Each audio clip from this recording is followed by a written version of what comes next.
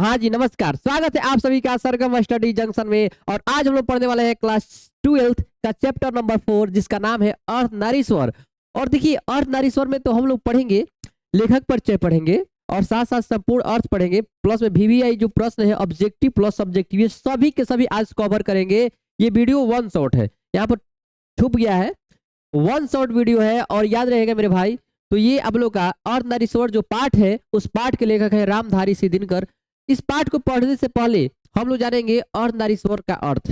अर्धनारीश्वर का अर्थ होता है, देखिए, अर्धनारीश्वर का मतलब ये होता है कि आधा नर और आधा स्त्री, यानी आधा नर और आधा नारी, विभिन्न अर्धनारीश्वर, यानी कि भगवान शंकर और पार्वती के आप लोग कल्पित रूप देखे होंगे। जो फोटो देखोगे, आधा शंकर जी होते हैं, आधा पार्वती मैया होती है, तो उन्हीं के रूप को ही अर्धनारीश्वर दिया गया है नाम। आइए आराम से मेरे दोस्तों पढ़ते हैं। और आप लोग बता दे जाए, ये पढ़ने से पहले, चौथा चैप्टर पढ़ने से पहले, यानी अर्धनारीश्वर पढ़ने से पहले, यदि आप लोग चैप्टर 1 बातचीत, दूसरा चैप्टर आप लोग तीसरा चैप्टर नहीं पढ़े होंगे, तो आप जाकर पहले उसका वीडियो देख लीजिए मेरे भाई, एकदम बहुत क्लियरली समझ में आ जाएगा। आप 2026 से 27 सेशन वाले विद्यार्थी हैं, 2026 से 27 वाले सेशन के विद्यार्थी हैं, तो आप लोग के लिए बहुत महत्वपूर्ण ये क्लास होने वाला है। और आप सरगम स्टडी जंक्शन से जुड़ जाइए, तब तक, जब तक से आपको एग्जाम खत्म ना हो जाए, तब तक आप लोग को मैं गारंटी देता हूं कि मेरे पास टॉपरों की लाइन लगा हुआ है और आप लोग भी टॉपर बनेंगे एक दिन। देखिए, आइए शुरू करते हैं। बात करें मेरे भाई, तो इस चैप्टर के, तो इसे पढ़ेंगे हम लोग पहले लेखक परिचय। जो हम लोग का पाठ है कौन सा, अर्धनारीश्वर। अर्धनारीश्वर पाठ के जो लेखक है उनके बारे में पढ़ेंगे, क्योंकि लेखक से संबंधित ही आप लोग का सवाल बहुत ज्यादा परीक्षा में आ रहा है ऑब्जेक्टिव में। तो लेखक की बात करें तो लेखक है रामधारी सिंह दिनकर जी, सामने दिखाई दे रहे हैं। यानी अर्धनारीश्वर जो पाठ है, उस पाठ के लेखक है रामधारी सिंह दिनकर। जन्म की बात करें, इनका जन्म 23 सितंबर 1908 ईस्वी को हुआ था। कब हुआ था मेरे भाई, 23 सितंबर 1908 ईस्वी को। कहां पर हुआ था बाबू? जन्म स्थान की बात करें तो सिमरिया, बेगूसराय, जो बिहार में पड़ता है। तो जो लेखक है रामधारी सिंह दिनकर जी, उनका जन्म 23 सितंबर 1908 ईस्वी को हुआ था। और जन्म हुआ था सिमरिया, एक गांव है जो बेगूसराय जिला में पड़ता है। और बेगूसराय कहाँ पर है, बिहार में। यानी बिहार के बेगूसराय जिले के सिमरिया गांव में रामधारी सिंह दिनकर जी का जन्म हुआ था, यानी हमारे राष्ट्र कवि का जन्म हुआ था। निधन की बात करें तो 24 अप्रैल 1974 ईस्वी को इनका निधन हो गया था। ठीक है। बात करें माता जी के नाम, तो माता जी का नाम था इनका मनरूप देवी और पिताजी का नाम था रवि सिंह। मेरे भाई, आप लोग ध्यान पूर्वक देखेंगे, इनके माता जी का नाम था मनरूप देवी और पिताजी का नाम था रवि सिंह। बात करें शिक्षा की, तो सब कोई पढ़े, आप लोग भी पढ़ रहे हैं। तो शिक्षा की बात करें तो ये प्रारंभिक शिक्षा गांव में ही किए। प्रारंभिक शिक्षा कहां पर किए थे, गांव में किए। और 1928 में मोकामा घाट रेलवे हाई स्कूल से मैट्रिक की परीक्षा दिए थे। मेरे भाई, ये भी परीक्षा में आ जाता है कि जो रामधारी सिंह दिनकर जी हैं, उन्होंने हाई स्कूल मैट्रिक एग्जाम कहाँ से दिए थे, तो मोकामा घाट रेलवे हाई स्कूल से दिए थे। कब दिए थे, 1928 में मेरे भाई। 1932 में, है ना, पटना कॉलेज से बीए किए थे बाबू। 1932 में ये पटना कॉलेज से क्या किए थे, बीए किए थे। बीए का मतलब बैचलर्स ऑफ आर्ट। और देखिए, आप लोग क्लास 12 में पढ़ रहे, इसके बाद जाएंगे तो आप लोग का एक ही सब्जेक्ट ऑनर सब्जेक्ट हो जाता है। इनका ऑनर सब्जेक्ट क्या था, इतिहास, यानी हिस्ट्री। ठीक है। तो ये प्रारंभिक शिक्षा गांव में 1928 में मोकामा घाट हाई स्कूल से, रेलवे हाई स्कूल से क्या किए, ये मैट्रिक एग्जाम दिए। और 1932 में पटना कॉलेज से बीए किए, बैचलर्स ऑफ आर्ट किए, और वो भी इतिहास सब्जेक्ट से। ठीक है। नेक्स्ट मेरे भाई, देखिए, साहित्य की बात करें, इसको कट कर दीजिए अभी। साहित्यिक अभिरुचि की बात करें तो 1925 में छात्र सहोदर पहली कविता प्रकाशित हुआ। मेरे भाई, आप लोग बता दे जाए कि आप लोग इसका स्क्रीनशॉट ले लीजिए। ले लिए, लेने के बाद इसको ना नोट करते जाइएगा हर एक चीज को मेरे भाई। तो साहित्यिक अभिरुचि की बात करें तो 1925 में छात्र सहोदर पहली कविता प्रकाशित हुआ इनका। मतलब याद रखिएगा मेरे भाई, आप लोग ऑब्जेक्टिव में आ जाएगा कि 1925 में कौन सी कविता प्रकाशित हुआ था, तो छात्र सहोदर। इनका पहला कविता है, पहला कविता कौन, छात्र सहोदर। यानी 1925 में इनका छात्र सहोदर पहली कविता प्रकाशित हुआ। फिर उसके बाद छात्र जीवन में देश, फिर प्रकाश प्रतिमा की अनेक रचनाएं प्रकाशित की गई। मतलब पहली कौन छात्र सहोदर था, उसके बाद ये सब रचनाएं क्या की गई थी, प्रकाशित की गई थी, है ना। दूसरी बात है मेरे भाई, रचनाकार की प्रमुख कृतियां, जो इनकी प्रमुख कृतियां हैं, प्रमुख जो रचना किए हैं, उनमें से आप लोग को यहाँ पर देखने को मिलेगा। तो प्रमुख काव्य कृतियां की बात करें तो ये लिखे प्रणभंग। प्रणभंग बाबू मेरे भाई, ये सब ऑब्जेक्टिव में आया, हम देखे क्वेश्चन में, चाहे देखे ना बाबू ऑब्जेक्टिव का, आप लोग मजा आ जाएगा। कुछ है जो हम बताएंगे कि बहुत इंपॉर्टेंट है। प्रणभंग बाबू 1929 में इनका क्या हुआ, प्रकाशित हुआ। रेणुका 1935 में, ओंकार 1938 में, रसवंती 1940 में, कुरुक्षेत्र, ये ऑब्जेक्टिव में बहुत बनाया है, इस पर देखिएगा। कुरुक्षेत्र जो है, जिसको अंडरलाइन मार दे रहे हैं, 1946 में प्रकाशित हुआ था।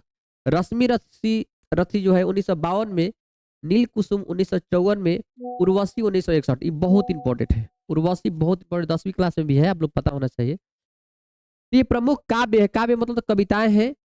और बात करें परशुराम की प्रतीक्षा 1963 में प्रकाशित हुआ।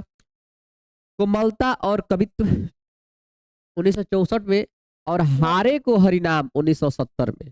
ठीक है, तो हारे को हरिनाम याद रहेगा, कौन कौन याद करेगा, प्रणभंग याद कर लीजिएगा, हुंकार भी याद कर लीजिएगा, हुंकार भी इंपॉर्टेंट है।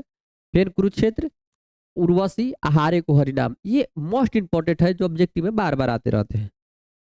प्रमुख गद्य कृतियां भी लिखे हैं। प्रमुख गद्य का मतलब कहानी, मिट्टी की ओर 1946 में लिखे हैं। और जो जो हम लोग चैप्टर पढ़ रहे हैं अर्धनारीश्वर, वो 1952 में लिखे हैं। ठीक है, अर्धनारीश्वर कब लिखा गया, प्रकाशित हुआ था 1952 ईस्वी में। संस्कृत के 4 अध्याय, ओ हो, ये भी मेरे भाई बहुत इंपॉर्टेंट है, बहुत खास है। संस्कृत के 4 अध्याय 1956 में लिखे हैं मेरे भाई। संस्कृत के 4 अध्याय किसने लिखा है, रामधारी सिंह दिनकर जी। काव्य की भूमिका 1958 में, बट पीपल 1961 में, शुद्ध कविता की खोज 1966 में, दिनकर की डायरी 1973 में प्रकाशित किया गया था। लेकिन याद रहेगा इसमें 2 इंपॉर्टेंट है, कौन कौन सा, अर्धनारीश्वर 1952 में जो हुआ था प्रकाशित, एगो संस्कृत के 4 अध्याय, ये 2 याद रखिएगा। एगो मिट्टी की ओर भी आ जाता है कभी कभी, लेकिन ये 2 प्रमुख है। कौन कौन, संस्कृत के 4 अध्याय, एगो अर्धनारीश्वर। इसमें कौन, हुंकार, प्रणभंग, कुरुक्षेत्र और उर्वशी और हारे को हरिनाम, ये प्रमुख रचना है मेरे भाई। अगर आप लोग इसको याद कर लेते हैं तो मैं गारंटी देता हूं कि आप लोगों के बाबू परीक्षा में यही सवाल आएंगे, देख लीजिएगा, अगर इस चैप्टर से आते हैं तो। सम्मान की बात करें तो कौन कौन सा इनको पुरस्कार मिला था बाबू, जो अच्छा कार्य करेंगे उनको तो पुरस्कार मिलेगा ही। और ये इतना अच्छे थे, इतने बाबू इनमें, इनकी रचनाओं में ताकत हुआ करता था। इनके भारत का बात करें तो राष्ट्र कवि के नाम से जाने गए। राष्ट्र कवि के नाम से किन्हें जाना जाता है, रामधारी सिंह दिनकर जी को। तो बाबू संस्कृत के 4 अध्याय के लिए इन्हें साहित्य अकादमी अवार्ड मिला, साहित्य अकादमी पुरस्कार मिला। और उर्वशी के लिए इन्हें भारतीय ज्ञानपीठ पुरस्कार भी मिला, सोचिए। और पद्म भूषण से भी सम्मानित किए गए। तो मेरे भाई संस्कृत के 4 अध्याय के लिए इनको कौन सा पुरस्कार मिला था, तो साहित्य अकादमी पुरस्कार मिला था।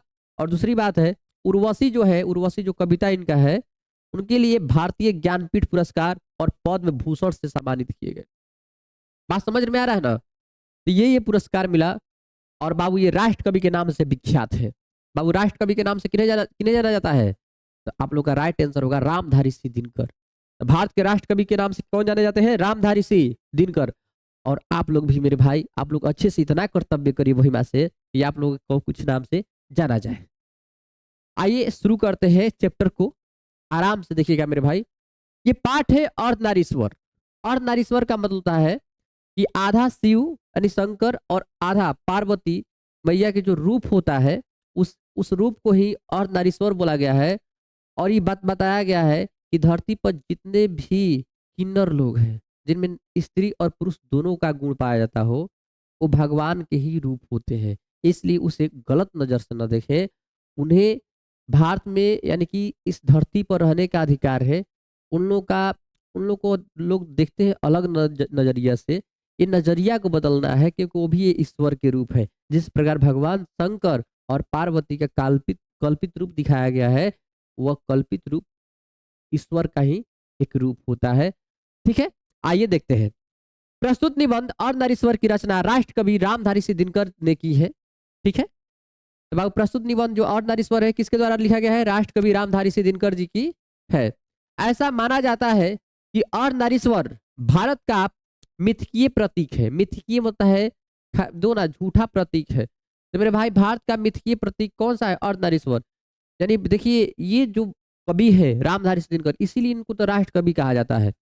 लोग हम बोले ना कि जो अ, आधा नारी और आधा पुरुष शरीर वाले होते हैं, जिनको हम लोग बोलते हैं किन्नर, उनको अलग नजरिया से देखा जाता है। तो उस नजरिया को खत्म करने के लिए ये मिथकीय झूठा जो प्रतीक दिखाया गया है उसे दूर किए हैं कि वो भी एक ईश्वर के रूप है। चलिए आइए देखते हैं प्रस्तुत निबंध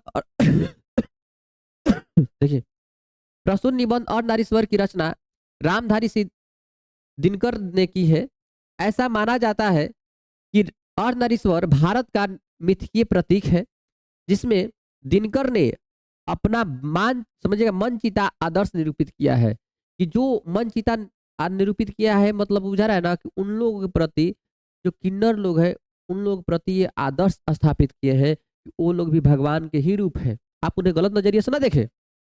मूलतः अर्धनारीश्वर भगवान शंकर और पार्वती का क्या है? कल्पित रूप है। ऑब्जेक्टिव में बहुत बार मेरे भाई बहुत बार आया है कि मूलतः अर्धनारीश्वर जो है भगवान शंकर और पार्वती का क्या होता है? कल्पित रूप होता है, जिसका आधा अंग पुरुष और आधा अंग नारी का होता है।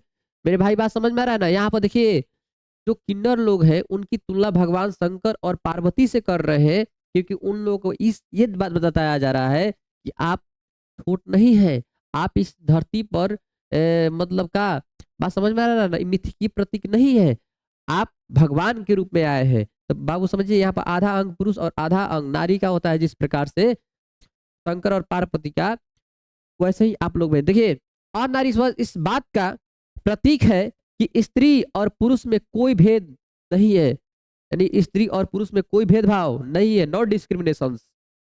तथा एक का गुण दूसरे का दोष नहीं हो सकता। यानी जब किसी व्यक्ति में जब कोई पुरुष में नारी का गुण आ जाता है या जब कोई नारी में पुरुष का गुण आ जाता है तो बाबू हलो लो तो ये बताया है कि दूसरे का दोष नहीं हो सकता है। अर्थात अगर पुरुषों में नारियों का गुण आ जाए, इससे उसकी मर्यादा कम नहीं होगी बल्कि उनके गुणों में अभिवृद्धि होगी। अभिवृद्धि का मतलब है उसमें क्षमताएं बढ़ेगी। अभिवृद्धि का मतलब होता है उसके गुण बढ़ेगा। यानी देखिए जब कोई नहीं होता है, कोई पुरुष होता है उसमें स्त्री का गुण आ जाता है, कोई स्त्री होती है उसमें पुरुष का गुण आ जाता है, उसका हाथ पांव देखने में अलग लगता है पुरुषों जैसा। तो ये कोई बोल रहे हैं कि उसका मर्यादा कम नहीं होगा, ऐसा गुण आ जाता है, बल्कि उनके गुणों में अभिवृद्धि होगी, क्योंकि वो भी भगवान शंकर और शिव के पार्वती जो कल्पित रूप है जिसे अर्धनारीश्वर बोला गया है उस फॉर्म में चले जाएंगे। देखिए मेरे भाई, लेकिन कृषि के विकास के बाद नारी की पराधीनता प्रारंभ हो गई। बाबू देखिए पहले ना नारी भी बलवान हुआ करती थी, नारी भी खेतों में काम करती थी पुरुष के जैसा। लेकिन जान जाइए जब कृषि कर रहा है, लेकिन कृषि के विकास के बाद जब आदि मानव हुआ करते थे ना, तो आदि मानव के समय यानी जब कृषि कार्य नहीं हो रहा था, उससे पहले तो स्त्री और पुरुष दोनों लड़ाकू थे, दोनों शेरों को मारते थे, जानवरों को मारते थे, खाते थे, जो भी हो। लेकिन जैसे ही लोग कृषि प्रारंभ किए तो कृषि के विकास के बाद नारी की पराधीनता आरंभ हो गई। यानी नारी धीरे धीरे घरों में रहना शुरू कर दी और पुरुष काम करना शुरू कर दिए। तो जो याद रहे जो कार्य नहीं करेंगे उनके जो शरीर का बनावट और शरीर थोड़ा कमजोर हो जाता है पुरुषों के अलावा। क्या बोल रहा है? लेकिन कृषि के विकास के बाद नारी की पराधीनता आरंभ हो गई, जिंदगी दो भागों में बट गई, नारी घर में और पुरुष बाहर रहने लगे। यानी नारियों को घर में का काम दे दिया गया और पुरुषों का बाहर का काम करने लगे। बात समझ में आ रहा है? तो इससे नारियां धीरे धीरे कमजोर होती चली गई, उनका शरीर का जो नहीं होता है सब कर देखिए वो जो कमजोर और थोड़ा मुलायम होने लगा और दोनों अपने कर्तव्यों से विचलित हो गए। पुरुष का कर्तव्य बाहर काम करने वाला हो गया और स्त्री का कार्य का हो गया घर में रहकर काम। तो पराधीनता कम नहीं होगा जी स्त्रियों का, एकदम नर कर्कश और कठोर हो गया काम करते करते। युद्धों में रक्त बहाते समय उसे इस बात का ध्यान ही नहीं रहा कि रक्त के पीछे जिनका सिंदूर बह रहा है उनका क्या होगा। बाबू समझिए, नर जो है यानी पुरुष जो है बाहर काम करने लगे, युद्धों में भाग लेने लगे, और ऐसे करते करते नर कर्कश और कठोर हो गया, और युद्ध में जब रक्त बहाते समय यानी कि जब विपक्षियों को यानी दुश्मनों को मारते समय उसे इस बात की समझिए कि इस बात का ध्यान ही नहीं रहा कि रक्त के पीछे जिनका सिंदूर बह रहा है उनका क्या होगा, और न ही उन सिंदूर वालियों को ही फिक्र है। समझ में रहा है ना कि ये हमारे पति देव क्या कर रहे हैं।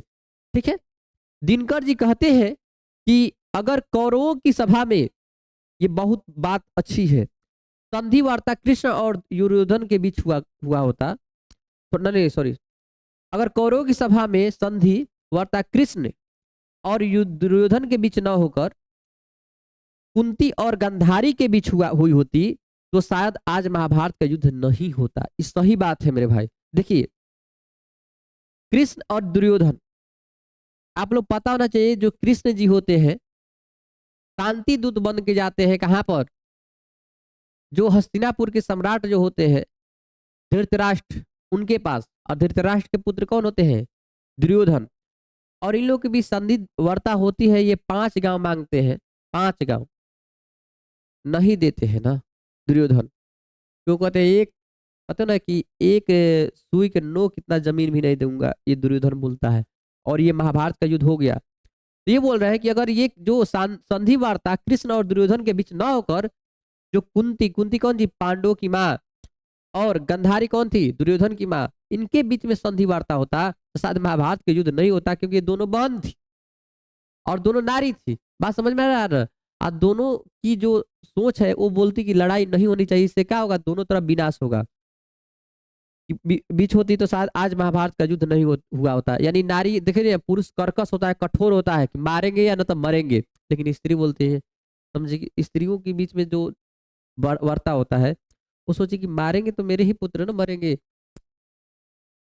देखिए आगे, रामधारी सिंह दिनकर ने इस निबंध में स्त्रियों के सम्मान को बढ़ाने पर बल दिया है, स्त्रियों के सम्मान को बढ़ाने पर बल दिया है, इस बात के लिए कि नारी कमजोर नहीं थी, कमजोर वो घरों में रहते रहते बन गई, पराधीनता उनका कम हो गया। लेकिन पहले वो भी युद्ध किया करते, वो भी समझ में रहा, आदि मानव के समय वो भी मारती थी जानवरों को। उन्होंने गांधी और मार्क्स के विचारों की वकालत की है।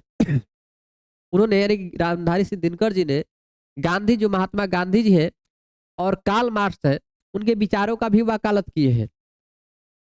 देखिए, जिन्होंने नारी जाति के सम्मान की बात कही है, देखिए नारी जाति के सम्मान की बात कही है कि नारियां इस देश में है, हेलो एक मिनट, इस थोड़ा गौर करिएगा, सम्मान की बात कही है। उन्होंने गांधी जी की पोती द्वारा लिखी गई पुस्तक बापू मेरी माँ, देखिए गांधी जी की एक क्या रहती है, पोती होती है, और वो पोती ही लिखी रहती है एक पुस्तक जिसका नाम है बापू मेरी माँ, यानी महात्मा गांधी मेरी माँ है। ठीक है ना, की भी चर्चा की है, जिसमें पुरुषों में उपस्थित नारियों के गुण जैसे दया, क्षमा इत्यादि को बतलाया है कि पुरुषों में भी क्या होता है, दया करने की क्या होता है क्षमता। देखिएगा, जो स्त्री होती है बात बात पर रोने लगती है, किसी दूसरे का दुख देखकर लगता है कि उन पर ही दुख आया है, वो भी रोना शुरू कर देती है। क्षमा, उन लोगों में भी क्षमा करने का होता है गुण, तो मेरे भाई इसमें बताया गया है कि पुरुषों में भी ये गुण होता है, दया करने का, क्षमा करने का। इसीलिए ना बापू मेरी माँ। नेक्स्ट मेरे भाई, आइए इसके मोस्ट इंपोर्टेंट ऑब्जेक्टिव को देखते हैं मेरे भाई।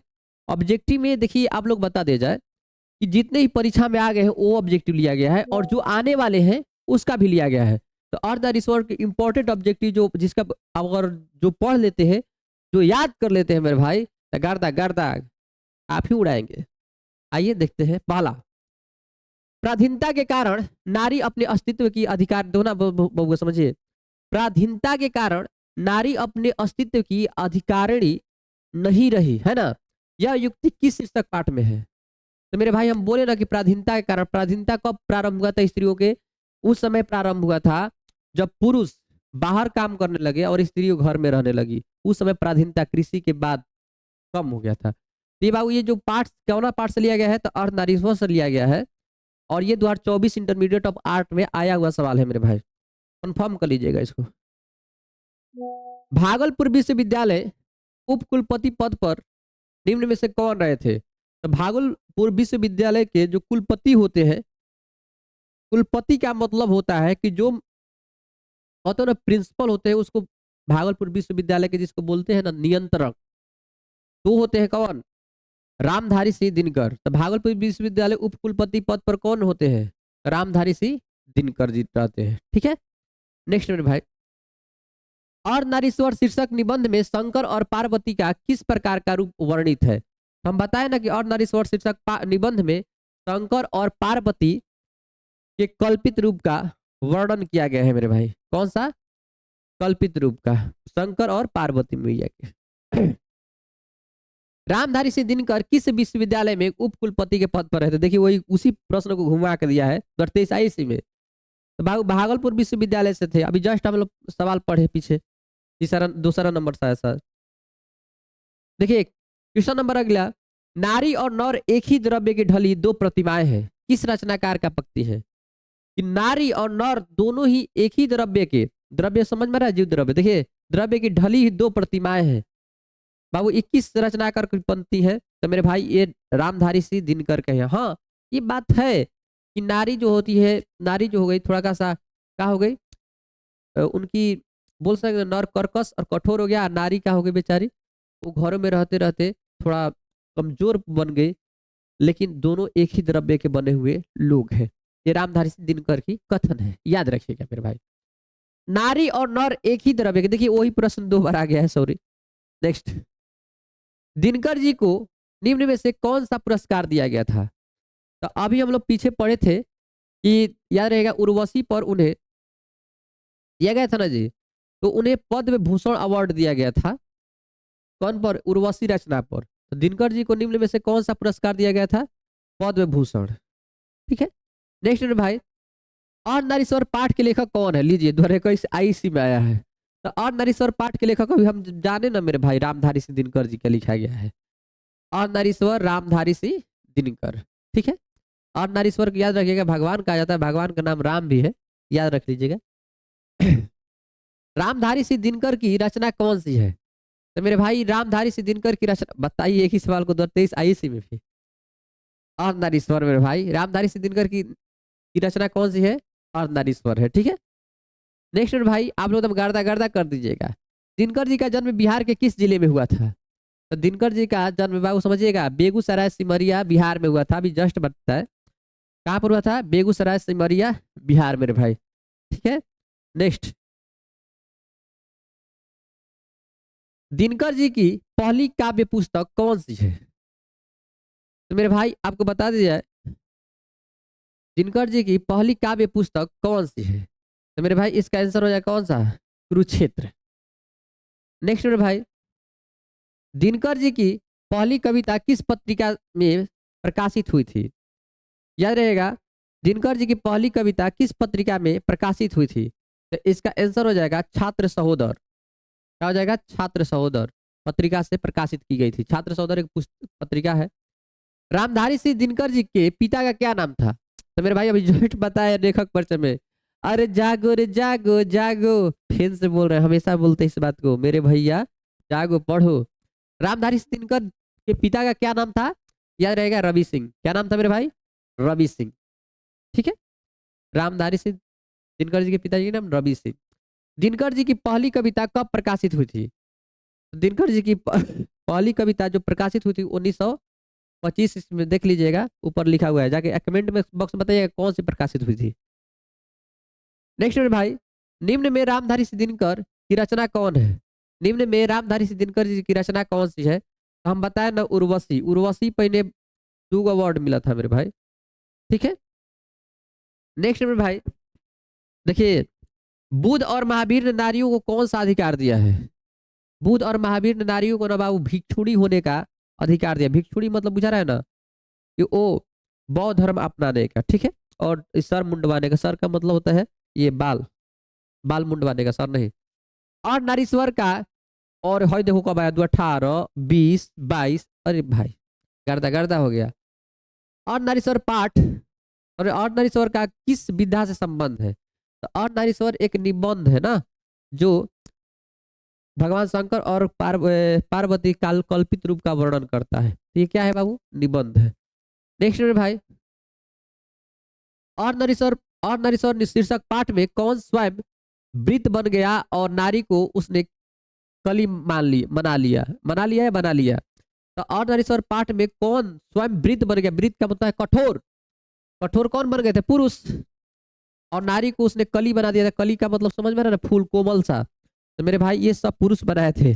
पुरुष कहे कि आप लोग घर में रहिए, हम लोग काम कर रहे हैं ना। ठीक है। नेक्स्ट मेरे भाई, नारी तो हम हूं, करी तब न किया विचार, जब जननी तब परिहरी, नारी महावीर। यह पंक्ति किस पाठ से है? तो नारी या पुरुष के बारे में बात आएगा तो मेरे भाई और नारीश्वर फट दे मार दीजिएगा। ठीक है, ये और नारीश्वर की ही लाइन है। दिनकर को किस कृति पर भारतीय ज्ञानपीठ पुरस्कार मिला था? तो मेरे भाई उर्वशी पर ही न मिला था जी। तो उर्वशी पर ही भारतीय ज्ञानपीठ पुरस्कार एगो पद्म भूषण अवार्ड मिला था। ठीक है, याद रहेगा।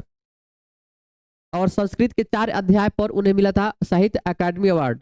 ठीक है, याद रहेगा। संस्कृत के 4 अध्याय पर संस्कृत के 4 अध्याय पर उन्हें मिला था साहित्य अकादमी अवार्ड।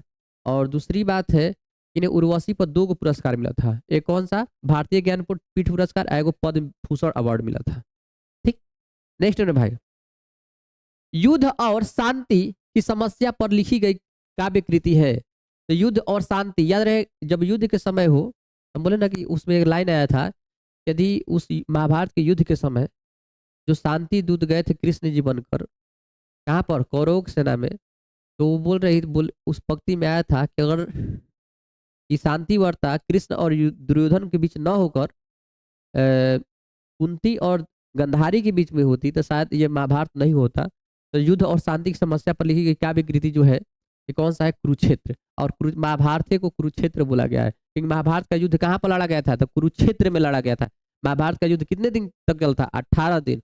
कुल पुराणों की संख्या कितनी होती है? 18। आप लोग जानते हैं इस बात को। देखिए, और नारीश्वर कल्पित रूप है।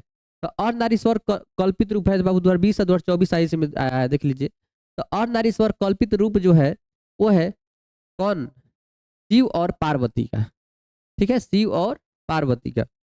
नेक्स्ट में भाई, दिनकर का जन्म कब हुआ था? दिनकर जी का जन्म कब हुआ था, यानी कि रामधारी सिंह दिनकर जी का जन्म कब हुआ था मेरे भाई? तो हुआ था 23 सितंबर 1908 ईस्वी को। कहां पर हुआ था? सिमरिया, बेगूसराय, बिहार में हुआ था। जिया हो बिहार के लाला। दिनकर किस युग के कवि हैं? दिनकर किस युग के कवि हैं? तो मेरे भाई दिनकर जो है समझेगा, छायावादोत्तर युग के ये कवि है। याद रहेगा, ये मोस्ट इंपोर्टेंट है, ये परीक्षा में आ सकता है। नेक्स्ट मेरे भाई, कौन सी कृति रामधारी सिंह दिनकर की लिखी हुई है? तो मेरे भाई कौन सी कृति रामधारी सिंह दिनकर की लिखी हुई है? तो यहाँ पर हो जाएगा ऑप्शन नंबर ए, शुद्ध कविता की खोज। इन्हीं के द्वारा लिखा गया, जाके पीछे देख लीजिएगा। शुद्ध कविता की खोज रामधारी सिंह दिनकर की लिखी हुई है। आइए आज नारीश्वर के इंपॉर्टेंट सब्जेक्टिव देखते हैं कौन कौन सा परीक्षा में आया हुआ है, और आज हम लोग कवर करेंगे सभी के सभी। मजा आएगा, गर्दा गर्दा हो जाएगा। आप लोग तो लूट लीजिए, लूट लीजिए, ले लीजिए, सब टोटल आप ही लोगों के लिए है। आइए देखते हैं। लघुतरीय प्रश्न है। लघुतरीय प्रश्न 2 नंबरिया क्वेश्चन जो है 21 में आया है, 22 में आया है, 25 में आया है। देखिए 3 बार। नारी की पराधीनता कब से प्रारंभ हुई? पीछे पढ़े हैं। नारी की पराधीनता का आरंभ मुख्य रूप से तब माना जाता है जब मानव जाति ने कृषि का आविष्कार किया। कृषि मतलब खेतीबाड़ी करना शुरू कर दिया। कृषि युग की आरंभ शुरुआत के साथ जीवन 2 टुकड़ों में बट गया। पुरुष बाहर यानी खेतों में काम करने लगे और नारी घर के भीतर सीमित हो गई। इसी समय से समाज में पितृसत्ता का विकास हुआ और नारी की स्वतंत्रता व समानता में क्या होने लगी? गिरावट आने लगी। पितृसत्ता का मतलब होता है कि जो पिता होते हैं उनके सत्ता मतलब होता है जमीन, यानी उनका संपत्ति में बंटवारा हो गया कि अगर लड़की होगी तो घरे रहेगी और लड़का होंगे वो बाहर काम करेंगे। ठीक है, उस समय से नारी की पराधीनता प्रारंभ हो गई। अब तो देखिए ना, अब तो सब धीरे धीरे वापस आ रहे हैं। पुरुष जब नारी के गुण ले लेता है तब वो क्या बन जाता है? तो मेरे भाई देखिएगा, पुरुष जब नारी के गुण ले लेता है तब वह क्या बन जाता है, 2012 और 2013 में आया हुआ सवाल। तो पुरुष जब नारी के गुण लेता है तो कोमलता, सहनशीलता और दया क्षमा आ जाता है। क्या रहेगा, जब पुरुष जब नारी के गुण लेता है, पुरुषों में जब नारी का गुण आ जाता है तो कोमलता, उसका शरीर कोमल बन जाता है, समझ में रहा, कली जैसा। सहनशीलता कि वो सहने लगता है बातों को। दया, उसमें दयावान भी बन जाता है, क्षमा करने का अपनाता है। तब वह देवता बन जाता है। क्या बन जाता है, देवता बन जाता है। लेकिन याद रहेगा, प्रेमचंद जी बोले हैं कि जब पुरुषों में, स्त्रियों में जब पुरुषों का गुण आ जाता है तो वो क्या बन जाती है, राक्षसी बन जाती है, बोले हैं। देखिए, यह कथन अर्धनारीश्वर पाठ से प्रेरित है, जो पुरुष के व्यक्तित्व में ममता, करुणा और संदेश संदेश समझिए संवेदनशीलता जैसे नारी सुलभ गुणों के समावेश को एक उच्च और संतुलित व्यवस्था को बतलाता है। तो मेरे भाई ये याद रहेगा, पुरुष जब नारी के गुण लेता है तो उसमें क्या क्या आता है, उसमें कोमलता, सहनशीलता और दया, क्षमा करने का ये सब आ जाता है, गुण आ जाता है। नेक्स्ट मेरे भाई आप लोग कवर कर लीजिएगा, बुद्ध ने आनंद से क्या कहा। बाबू याद रहेगा, आनंद कौन थे, तो गौतम बुद्ध के आदर्श एक शिष्य थे, ठीक है। तो बुद्ध ने आनंद से क्या कहा, अर्धनारीश्वर शीर्षक निबंध के अनुसार लिखे। तो मेरे भाई अर्धनारीश्वर शीर्षक निबंध में देखिएगा, रामधारी सिंह दिनकर जी द्वारा रचित, थोड़ा गौर करिएगा, अर्धनारीश्वर शीर्षक निबंध रामधारी सिंह दिनकर द्वारा रचित है। और उन इस निबंध के अनुसार बुद्ध ने अपने प्रिय शिष्य आनंद से कहा था कि वे स्त्रियों को भिक्षुणी होने का अधिकार देकर बड़ी गलती कर रहे हैं। देखिए, आनंद से कहा, कहे थे कौन, प्रिय शिष्य। थोड़ा गौर करिए, बुद्ध ने अपने प्रिय शिष्य आनंद से कहा था कि वे स्त्रियों को भिक्षुणी होने का अधिकार देकर बड़ी गलती कर रहे हैं। उन्होंने आशंका जताई थी कि जो धर्म 1000 वर्षों तक चलता वह स्त्रियों के संग में आने से अब केवल 5 वर्ष ही चलेगा। यानी कि जो धर्म, यानी धर्म जो है, यानी जो गौतम बुद्ध का बनाया गया जो गौतम बुद्ध धर्म है, बौद्ध धर्म है, कि 1000 वर्षों तक चलता, लेकिन अब पुरुषों स्त्रियों के आने से वो 500 वर्ष चलेगा। यानी कि धीरे धीरे आप समझ में आ रहा है ना, कि नरपंथी या ये जो है एक गलत राह पर लेके चले जाएगी, जिसकी वजह से बोल रहे हैं। दीर्घ उत्तरीय प्रश्न आ गया मेरे भाई। दीर्घ उत्तरीय प्रश्न में क्या होता है, आइए देखते हैं। और नारीश्वर निबंध में व्यक्त जो समझेगा, व्यक्त विचारों को संक्षेप में लिखिए, या और नारीश्वर शीर्षक निबंध का सारांश अपने शब्दों में लिखिए।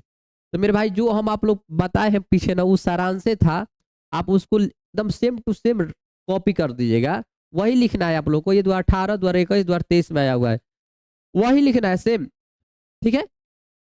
नारी तो हम हूं, करी तब न किया विचार, जब जानी तब परिहरी, नारी माहिकार। उपयुक्त कविता ने पंक्तियों का भावार्थ अपने शब्दों में लिखिए। 2012 और 2013 में आया हुआ है, जाके इसको क्वेश्चन बैंक से आप लोग पढ़ लीजिएगा, ठीक है ना। इसलिए कि इसमें नारी तो हम हूं, यानी नारी इसमें नारी ने अपनी बात बताई है कि हम भी एक समय, हम भी क्या किया करते थे, हम लोग भी कर्कश काम किया करते थे, लेकिन धीरे धीरे हमारा पराधीनता कम हो गई और हम लोग को विचार करने के भी समय नहीं दिया गया है। इसको आप जाके क्वेश्चन बैंक में लिखा हुआ है, एकदम पूरा अर्थ लिखा हुआ है, आराम से देख लीजिएगा, ठीक है। नेक्स्ट है भाई, दीर्घ उत्तरीय प्रश्न तीसरा है कि अर्धनारीश्वर शीर्षक पाठ में रविंद्रनाथ प्रसाद प्रेमचंद की चिंतन से दिनकर क्यों असंतुष्ट है। तो बाबू याद रहेगा, ये रविंद्रनाथ और रविंद्रनाथ देखिएगा, प्रसाद या भाई वाला खत्म, और प्रेमचंद तब बोले थे कि जिस नारियों में पुरुषों का गुण आ जाता है वो राक्षसी बन जाती है। मतलब ये दोनों लोग का स्त्रियों का बुराई किए थे, लेकिन रामधारी सिंह दिनकर जी अर्धनारीश्वर पाठ लाकर इन दोनों को बात बताए कि नहीं, जो जिस स्त्रियों में पुरुषों का गुण आ जाता है वो बहुत समझिएगा, वो ईश्वर के ही रूप मानी जाती है, ये बात बताए। और इसी से ये असंतुष्ट थे कौन, रामधारी सिंह दिनकर जी, ठीक है। तो ये आप लोगों ने जाके ये भी पढ़ लीजिएगा। और नारीश्वर की कल्पना क्यों की गई होगी और आज इसकी क्या सार्थकता है। तो आज नारीश्वर की बाबू समझेगा, रामधारी सिंह दिनकर जी ये सोचे हैं कि जिस वो किन्नरों को, जिसमें स्त्री और पुरुष दोनों का गुण होता है, उन लोग को जिस गलत नजरिए से देखा जाता है, उस गलत नजरिए को खत्म करने के लिए, बात समझ में रहा है, ये पाठ को लिखे है और उस सार्थकता के पर प्रकाश डाले कि सही क्या है, गलत गलत निगाहों पर नहीं जाने के पद। इसको भी आप लोग टर्न कर दीजिएगा, ये 2022 में 2015 में आया हुआ है क्वेश्चन बैंक में, ठीक है मेरे भाई।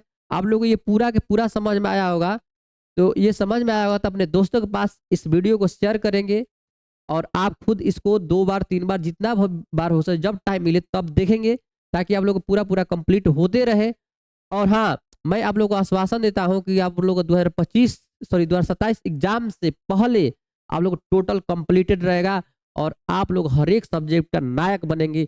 इसलिए इस चैनल को सब्सक्राइब करें, अपने दोस्तों के पास शेयर करें। जय हिंद दोस्तों।